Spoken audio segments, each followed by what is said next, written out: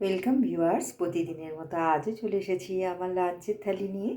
আজকে লাঞ্চে নিয়েছি গরম সাদা ভাত আর নিয়েছি শসা ও গাজর স্যালাড হিসেবে। প্রথম পাতে খাওয়ার জন্য নিয়েছি বাঁধাকপি ঘন্ট, যেটা আমি আলু ও মটরশুঁটি দিয়ে রান্না করেছি।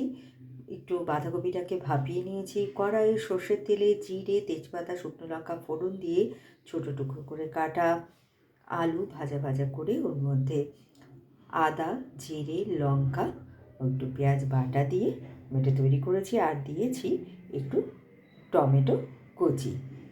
নামানোর সময় একটু মিষ্টি দিয়ে নামিয়েছি। নিয়েছি আলু সেদ্ধ, যেটা আমি কাঁচা সর্ষের তেল, নুন ও কাঁচা লঙ্কা দিয়ে মেখেছি। তার সাথে খাওয়ার জন্য নিয়েছি মুগ ডাল, যেটা আমি জিরে ফোড়ন দিয়ে, শুকনো লঙ্কা ফোড়ন দিয়ে রান্না করেছি। আর নামানোর সময় একটু আদা বাটা এতে দিয়েছি। নিয়েছি ডিম আলুর কারি, যেটা আমি ডিম আলুটাকে সেদ্ধ করে কড়াইয়ে তেলে ভেজে তুলে নিয়ে ওই তেলের মধ্যে গোটা গরম মশলা ফোড়ন দিয়ে পেঁয়াজ বাটা, আদা রসুন বাটা কষিয়ে ওর মধ্যে জিরের গুঁড়ো, ধনের গুঁড়ো, লঙ্কা গুঁড়ো আর তিল ও কাজু বাটা দিয়ে আমি এটা তৈরি করেছি। আর নামানোর সময় দিয়েছি একটু ধনেপাতা কুচি। আর শেষ পাতে খাওয়ার জন্য নিয়েছি টক দই।